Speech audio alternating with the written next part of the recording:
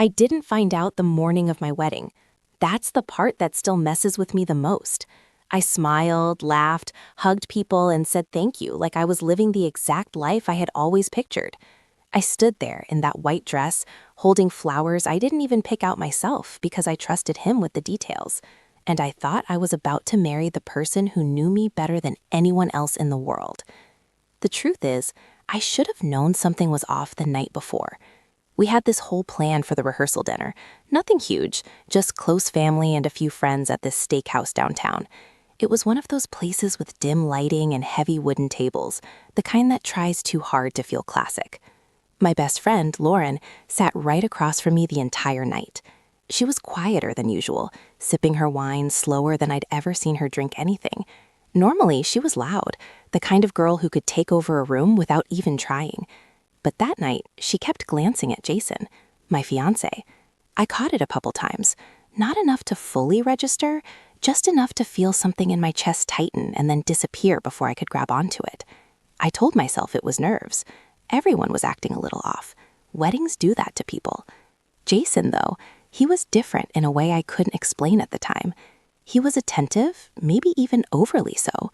He kept touching my arm, leaning in to kiss my cheek, whispering little things like, "Can you believe this is finally happening?" But there was something behind his eyes, like he was trying too hard to stay present. At one point, he got up to take a call. He stepped outside, and I remember watching through the glass doors as he paced back and forth in the cold, rubbing the back of his neck. Lauren watched him too. I didn't think that was strange then. Now I replay that moment over and over. After dinner, a group of us went back to the hotel bar. It wasn't planned, just one of those things where nobody wanted the night to end. I wasn't drinking much. I wanted to feel clear-headed the next day. But Lauren definitely was. She downed 2 vodka sodas back to back, which was weird because she usually paced herself. Jason stayed close to me most of the time, but every now and then he'd drift. Not far, just enough that I'd look up and realize he was standing across the room talking to someone else. Once I saw him standing next to Lauren near the bar. They weren't touching or anything, just talking, but when I walked over, they both went quiet. "Hey," I said, trying to keep my tone light. "What are you guys plotting?" Lauren laughed, but it sounded forced. "Nothing, just telling him not to screw this up tomorrow." Jason smiled, but it didn't reach his eyes. "Too late for that," he joked. It didn't land. Not really. There was this weird pause, like all 3 of us felt something but didn't know how to name it. I brushed it off. I had to. I mean, what else was I supposed to do? Accuse my best friend and my fiancé of something based on a weird vibe the night before my wedding? Around midnight, I decided to go upstairs. I wanted to get some sleep, then honestly, I was overwhelmed. Everyone hugged me like it was the last time they'd see me as me. Lauren hugged me longer than anyone else. "I love you," she said into my shoulder. "I love you too," I replied, squeezing her back. "Get some sleep. Big day tomorrow." She pulled away, and for a second, I swear she looked like she was about to cry. But then she smiled and said, "Yeah, big day." Jason said he'd come up in a bit. He wanted to stay and have one more drink with his brother and a couple of his friends. That didn't bother me. It felt normal. We weren't the kind of couple that needed to be glued together every second. I went upstairs alone. That's the part I keep coming back to. I went upstairs alone, thinking everything in my life was exactly where it was supposed to be. I took a shower, stood there longer than I needed to, letting the hot water calm me down. I remember looking at myself in the mirror afterward and thinking, this is it. This is the beginning of everything. I texted Jason before getting into bed. "Don't stay up too late. I need you functional tomorrow." He replied almost instantly. "Don't worry, I'll be perfect." Perfect. I fell asleep with my phone in my hand. When I woke up, he wasn't there. That didn't freak me out immediately because we had agreed not to spend the night together before the ceremony. It was supposed to be this symbolic thing, like we'd see each other fresh at the altar. He had his own room down the hall. I checked my phone. No new messages, just that last one from him. I got ready slowly, letting the morning unfold the way it was supposed to. Hair, makeup, bridesmaids filtering in and out of the room, champagne bottles popping even though it wasn't even noon yet. Lauren showed up late. That was the first real crack. She walked in wearing oversized sunglasses, even though we were inside. Her hair was done, makeup on, dress already half sipped, but she looked off, pale almost. "Damn," one of the bridesmaids joked. "Rough night?" Lauren laughed, pulling off the sunglasses. "You have no idea." She didn't look at me when she said it. I walked over and hugged her. She felt tense, like her whole body was braced for something. "You okay?" I asked quietly. "Yeah," she said too quickly. "Just didn't sleep much." "Same," I said, smiling. "We're almost there." She nodded, but her eyes were somewhere else. The rest of the morning blurred together. People came in and out, music played, someone kept refilling my glass even when I told them not to. Jason texted me once, "Can't wait to see you." I stared at that message longer than I should have. Something about it felt distant. The ceremony itself was beautiful. I mean, objectively, it was everything people dream about. Outdoor venue, late afternoon sunlight hitting everything just right. White chairs lined up perfectly, flowers everywhere. My dad walked me down the aisle, and I remember gripping his arm a little tighter than usual. Jason stood at the end, looking exactly how I always imagined he would. Calm, confident, smiling. When our eyes met, he mouthed, "Wow." I felt my chest swell. All the doubt, all the weird little moments from the night before, they just vanished. Because how could anything be wrong when the person you love is looking at you like that? Lauren stood to my left, holding her bouquet. I didn't look at her much during the ceremony. I didn't need to. She was always there. She always had been. We said our vows. His voice didn't shake once. Mine did, just a little. Everyone laughed at the right moments, teared up at the right ones. It was perfect. That word again. Perfect. We kissed, people cheered, and just like that, I was married. The reception started not long after. Music, dancing, speeches. Jason's brother gave a toast that was just embarrassing enough to be funny. My mom cried through her entire speech. Lauren went last. She stood up there with the microphone, and for a second she just looked at me. Not at the crowd, not at Jason. Just me. "I've known her since we were kids," she started, her voice steady but soft, "and I've never seen her this happy." There was a pause. A long one. "And she deserves it," she added, almost like she had to convince herself. People clapped. I smiled, even though something in my stomach twisted. The night went on. Dancing, drinking, laughter. It was everything a wedding is supposed to be. But underneath it, there was something else, something I couldn't quite name yet. I didn't find out that night. I didn't find out the next day either. The truth didn't hit me until 3 days later, when one careless comment from someone who thought I already knew cracked everything wide open. And once I started pulling at that thread, the entire thing unraveled faster than I could hold on to it. 3 days after the wedding, I was sitting on the floor of our living room, surrounded by unopened gifts and half-broken down boxes, trying to decide where a crystal serving tray was supposed to go in a kitchen that suddenly didn't feel like mine. Jason had gone back to work that morning like everything was normal, like we hadn't just stood in front of everyone we loved and promised forever. That was the first thing that felt off after the wedding. Not dramatically, just subtle. He slipped back into routine too easily. No lingering touches, no random, "we're married" smiles, none of that newlywed energy people talk about. I told myself he was just tired. We both were. My phone buzzed while I was peeling tape off a box labeled Misk. It was Megan, one of Jason's friends' girlfriends. Not someone I was super close to, but we'd spent enough time together over the years that it wasn't weird for her to text me. "Are you guys back from the mini honeymoon thing yet?" I smiled a little. Mini honeymoon was generous. We'd spent one night at a hotel downtown because we didn't have time for a real trip yet. "Yeah, we're back. Reality already sucks," I texted back. She responded almost immediately. "Lol, yeah. So, random question. Did you ever find your earrings from the other night?" I frowned at my phone. "What earrings?" There was a pause. Not long, but long enough to feel intentional. "The ones you said you lost at the hotel bar after the rehearsal dinner." My stomach tightened. "I didn't lose any earrings," I typed slowly. 3 dots appeared, disappeared, then came back again. "Oh, weird. I must have misunderstood. Something about that didn't sit right." "What do you mean?" I asked. Another pause, longer this time. "I just remember Lauren mentioning you were looking for them, like late that night. I figured you got them back or something." My chest went cold. "Lauren." "I wasn't looking for anything," I replied. This time Megan didn't answer right away. I could almost feel her realizing she'd stepped into something she wasn't supposed to. "Maybe I mixed it up. Sorry, girl, ignore me." But I couldn't ignore it, because now something was starting to click. Not fully, not clearly, but enough that my brain wouldn't let it go. I set my phone down and just sat there for a second, staring at nothing.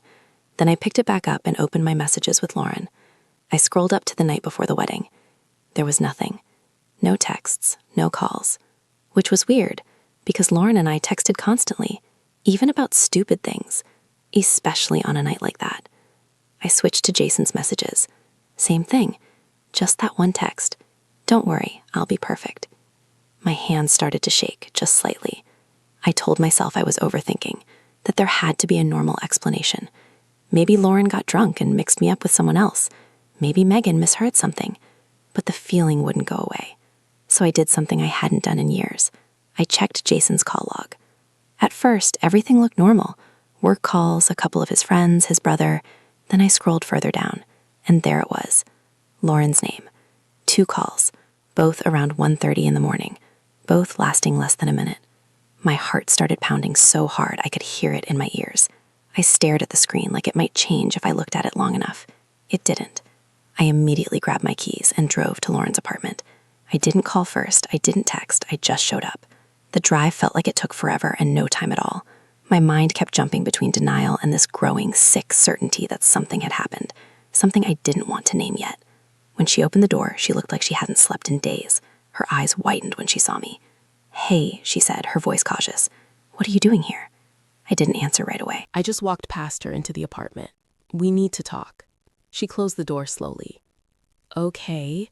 I turned to face her, holding up my phone. "Why did you call Jason at 1:30 in the morning the night before my wedding?" Her face went completely still. What? "Don't do that," I snapped. "Don't act confused. I saw it. 2 calls, both from you." She swallowed, her throat moving visibly. "It was nothing," she said quickly. "I was drunk, I don't even remember." "Stop lying." The words came out sharper than I expected, louder. She flinched. "I'm not lying," she insisted, but her voice was already cracking. Look, I had too much to drink, okay? I probably called him by accident or something." "Twice?" I cut in. "You accidentally called my fiancé twice in the middle of the night?" She didn't answer. She just stood there, staring at me, and I watched the panic creep into her expression. That's when it hit me. Not fully, not the whole truth, but enough. "You weren't at the bar when I left, were you?" I asked, my voice suddenly quieter. She shook her head too fast. "Yes, I was." "No," I said, stepping closer. "No, you weren't, because I remember looking around for you before Where did you go, Lauren?" She opened her mouth, but nothing came out. "Where did you go?" I repeated. "I went back to my room," she said finally. "Alone?" That's where she broke. It wasn't dramatic, no sudden confession, no collapse to the floor, just silence. A heavy, suffocating silence that stretched too long, and in that silence, I got my answer. I felt like the ground shifted under me. "No," I whispered, more to myself than to her. "No, you didn't." Her eyes filled with tears. "I didn't mean for it to happen," she said, her voice barely audible. My entire body went cold. "What didn't you mean to happen?" She shook her head like she could undo it by refusing to say it out loud. "Lauren." She looked at me then, really looked at me, and I saw something I had never seen in her before. Guilt, real consuming guilt. "It was a mistake," she said, her voice trembling. "It didn't mean anything. I felt like I couldn't breathe." "What didn't mean anything?" She hesitated for just a second too long, and then she said it. "I slept with him." The room went completely silent. I just stood there, staring at her, waiting for something, anything to make it not real. "When?" I asked, even though I already knew. She started crying. "After you went upstairs." My ears started ringing. "Say it," I said, my voice flat. "Say it clearly." She squeezed her eyes shut. "The night before your wedding." Something inside me snapped, but it wasn't loud or explosive. It was quiet, like a wire finally giving out after being stretched too far. "How?" I asked. "How does that even happen?" "I don't know," she said, shaking her head. "We were both drunk, we were talking, and then what?" I pressed. "You just decided to betray me? Both of you?" "It wasn't like that." "Then what was it like, Lauren?" I demanded. "Explain it to me. Make it make sense." She couldn't. Because there is no version of that story that makes sense. I laughed, but it didn't sound like me. Did anyone else know? That question changed everything. She froze, and in that split second, before she could answer, I saw it again. That hesitation, that guilt. But this time it was bigger, wider, not just about what she did, but about something else, something worse. My stomach dropped. "Lauren," I said slowly, "did anyone else know?" Tears streamed down her face as she nodded. "Who?" She didn't answer. "Who?" I repeated, my voice rising. "Some people at the bar," she whispered. "They saw us leave together." My vision blurred. "Who?" She shook her head. Everyone was drinking. I don't know exactly." "Jason's friends?" I snapped. She didn't respond. "His brother?" I pushed. Still nothing. "Did he know?" I demanded. "Did you stand there in front of everyone, knowing what you did, and say those things anyway?" She covered her face, sobbing. "I'm so sorry." Sorry. That word felt meaningless, because in that moment, I realized something that hurt even more than the betrayal itself. I had walked down that aisle. I had said my vows. I had married him, while people in that crowd already knew. I wasn't just betrayed. I was humiliated, and I didn't even know it. I don't remember leaving Lauren's apartment. One second I was standing there, staring at her like she was someone I'd never met before, and the next I was in my car with the engine running, my hands gripping the steering wheel so tight my fingers were starting to ache. I didn't cry right away. That didn't come yet. It was like my body didn't know how to process what just happened, so it just paused. I sat there for a long time, replaying every second of the last 3 days. The rehearsal dinner, the bar, the way Jason kept drifting away from me, the way Lauren couldn't look me in the eye the morning of the wedding, her speech, that pause in the middle of it. And she deserves it. Deserves what? A husband who slept with her best friend hours before promising forever? A room full of people smiling at her like everything was normal while they carried a secret she didn't even know existed? My chest tightened so hard it felt like something inside me might actually break. I grabbed my phone and stared at Jason's name. I thought about calling him. I thought about screaming, demanding answers, making him say it out loud the same way I made Lauren do it. But something stopped me, because I already knew. I didn't need his version. I didn't need excuses or half-truths or whatever twisted justification he was going to come up with. I needed to see him, so I drove. The whole way there, my mind kept trying to pull me back into denial. It kept offering me little outs, little lies I could choose to believe if I wanted to. Maybe Lauren exaggerated. Maybe it wasn't what it sounded like. No. By the time I pulled into the parking lot of his office, I felt eerily calm. That scared me more than anything. I walked in like I had every right to be there, because I did. I was his wife.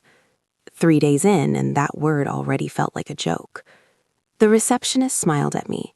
"Hey, congratulations, by the way." I forced a smile back. "Thanks. Is Jason in?" "Yeah, he's in his office." I didn't wait. I didn't call ahead.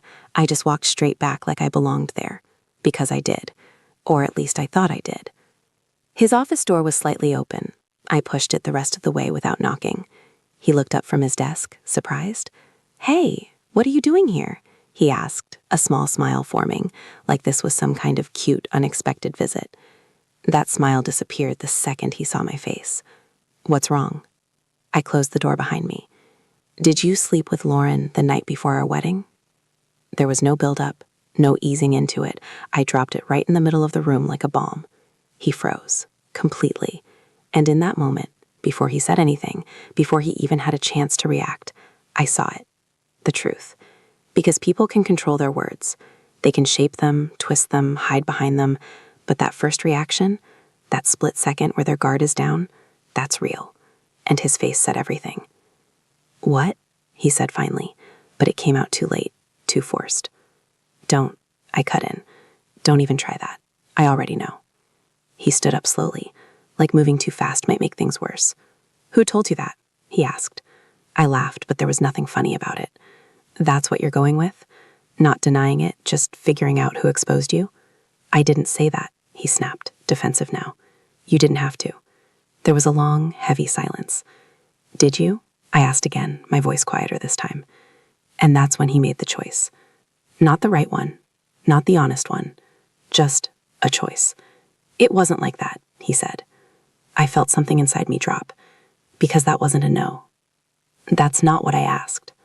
He ran a hand through his hair, pacing a little now. It was a mistake, he said. We were both drunk. Things got out of hand. Stop, I said, holding up my hand. Just stop right there. He went quiet.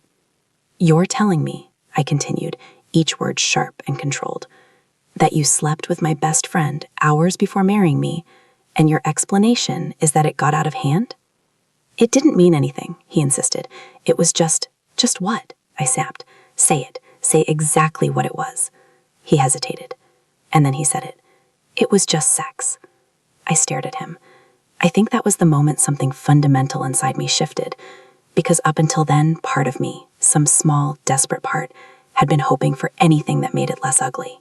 Less intentional, less real. But that was worse.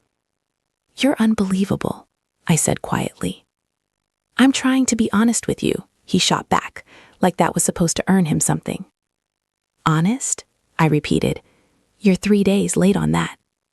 He sighed, like I was the one making this harder than it needed to be. Look, I messed up, okay? I'm not denying that, but it didn't change anything. I still married you. I'm here, aren't I? I actually took a step back. Did you just hear yourself? What? He said, frustrated now. What do you want me to say? That I'm the worst person alive? Fine, I am. But it happened, and we can either move past it or let it destroy everything. Everything, like it wasn't already destroyed. You don't get to decide that, I said. You don't get to sleep with my best friend and then tell me how I'm supposed to feel about it. I'm not telling you how to feel, he said. I'm saying it doesn't have to define us. I laughed again, but this time it cracked. Define us? I said. This is us. This is literally the foundation of our marriage. He didn't respond, because there was nothing he could say to that. I took a deep breath, trying to steady myself. Who else knew? That question landed harder than anything else I'd said so far.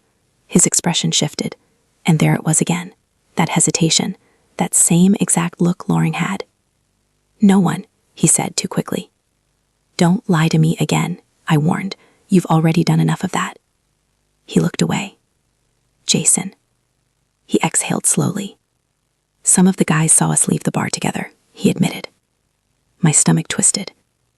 Which guys? It doesn't matter. It matters to me, I snapped. Who?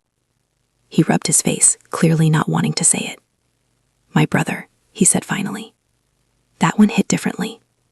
Your brother knew? I asked, my voice barely above a whisper. He didn't answer.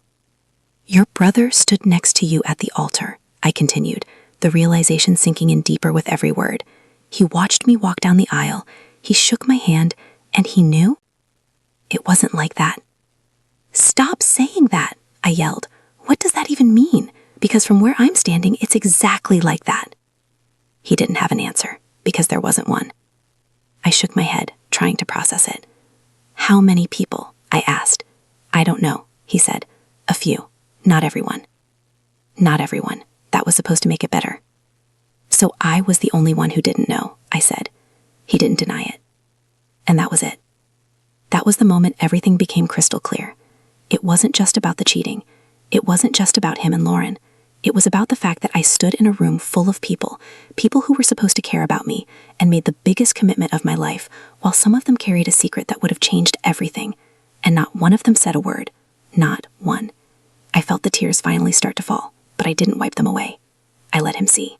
Do you have any idea what you took from me? I asked. He looked at me, and for the first time, I saw something that almost looked like regret.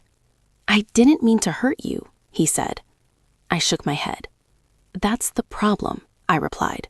You didn't mean anything at all. There was nothing left to say after that, so I turned and walked out.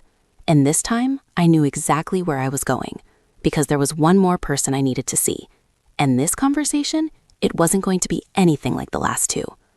I didn't go to a hotel. I didn't go to my parents' house either. I ended up at Megan's place, which still feels ironic when I think about it. Out of everyone in that entire circle, she was the one who accidentally told me the truth without even realizing what she was doing. I had texted her from my car, just one line, "Can I come over?" She didn't ask questions. She just sent me her address. When she opened the door, she took one look at my face and stepped aside. "That bad?" she asked quietly. "Yeah," I said. "It's that bad." Her apartment was small but warm, the kind of place that actually felt lived in. Blankets on the couch, a candle burning in the corner, dishes in the sink like a normal person lived there, and didn't pretend everything was perfect. It felt safe in a way my own house didn't anymore. I set my suitcase down near the door, and for a second I just stood there, not sure what to do with myself. "Do you want water? Wine? Something stronger?" she asked. "Water's fine." She handed me a glass, and I realized my hands were shaking again. Not like before, not sharp and panicked. This was slower, heavier, like the reality of everything was finally settling into my body. We sat on the couch, and for a while, neither of us said anything. Then she spoke. "I didn't know you didn't know," she said. I let out a quiet breath. "I figured." "I mean it," she added quickly. "I thought you found out that night, or at least the next morning. The way people were acting, I just assumed." That word again, assumed. "I didn't," I said. "I got married thinking everything was exactly how it was supposed to be." She winced. "God. Yeah." Another silence. "Who knew?" I asked finally. She hesitated, like she was trying to figure out how honest to be. "Be real with me," I said. "I'm past the point of being protected." She nodded slowly. "A handful of people saw them leave the bar together," she said. "It wasn't subtle. They were close." I swallowed. "Like, how close?" "Close enough that people noticed," she replied. "And then when they didn't come back," I closed my eyes for a second. "Did anyone say anything?" I asked.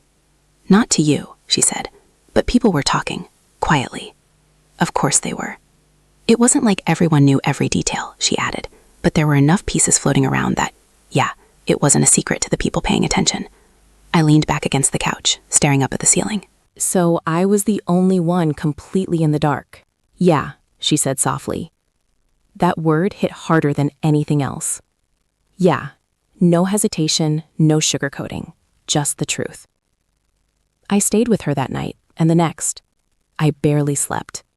Every time I closed my eyes, I saw flashes of the wedding. Jason's face at the altar, Lauren's speech, the crowd clapping, smiling, celebrating something that, at its core, was already broken. On the 4th day after the wedding, one day after I left, I filed for an annulment. People always think divorce is the worst outcome, that it's messy and complicated and final. But annulment? That's different. It's like saying the whole thing shouldn't have existed in the first place, like it was never real. That felt more honest. Jason tried to call me, over and over. I didn't answer. He left voicemails at first, long ones, trying to explain, trying to apologize, trying to convince me that we could fix it, that what we had was bigger than one night. By the 3rd voicemail, his tone changed. "You're overreacting," he said in one of them. "You're throwing away years over something that didn't even matter." I remember listening to that message and feeling this strange sense of clarity. Because that was it. That was who he really was. Not the guy at the altar, not the guy in our photos, the guy who could do what he did and then minimize it like it was nothing. I blocked his number after that. Lauren texted me once, "I'm so sorry, I miss you." I stared at that message for a long time, and then I deleted it. There was nothing she could say that would make me want her back in my life. Not after that. Not after standing next to me, holding flowers, watching me promise forever to someone she had just been with hours before. Some people tried to reach out. A couple of mutual friends sent those vague, uncomfortable messages, like, "I heard something happened. I'm here if you need to talk." But I could read between the lines. They knew. Maybe not everything, maybe not the full story, but enough. Enough to make me feel like I had been living in a room full of people who saw something I didn't. I stayed with Megan for about 2 weeks before finding a short-term rental across town. I needed space, not just from Jason or Lauren, but from everything that reminded me of that version of my life. The new place was small, 1 bedroom, barely furnished, no history attached to it. At first, it felt empty in a way that was almost uncomfortable. But then something shifted. It started to feel like a clean slate. No shared memories, no hidden lies tucked into corners, no echoes of conversations that meant something different now. Just space. I started rebuilding slowly, New routines, new habits. I changed my number. I stopped going to places where I might run into people who knew. And the weird thing is, the pain didn't disappear, not even close, but it changed. It became less sharp, less constant. More like something I carried instead of something that was actively tearing me apart. A few weeks later, I ran into someone from the wedding. It was at a grocery store of all places. One of Jason's friends, the same circle, the same group that had been at the bar that night. He saw me in the aisle and froze for a second before walking over. "Hey," he said, awkward. "Hey." There was a pause. "I heard what happened," he said carefully. "I'm sure you did." He shifted uncomfortably. "I didn't know how to tell you," he admitted. "That night, I mean. It didn't feel like my place." I almost smiled. "Yeah," I said. "I've heard that one before." He nodded, looking down.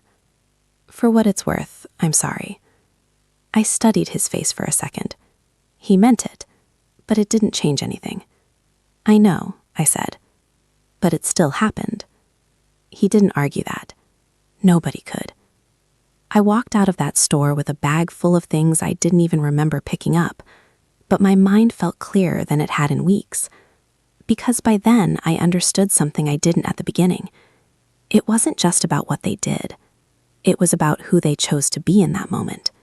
And more importantly, who I chose to be after. I didn't scream. I didn't beg. I didn't try to hold on to something that had already been destroyed before I even knew it was broken. I walked away. And yeah, it cost me everything I thought I had. But it also gave me something I didn't realize I was missing. The truth.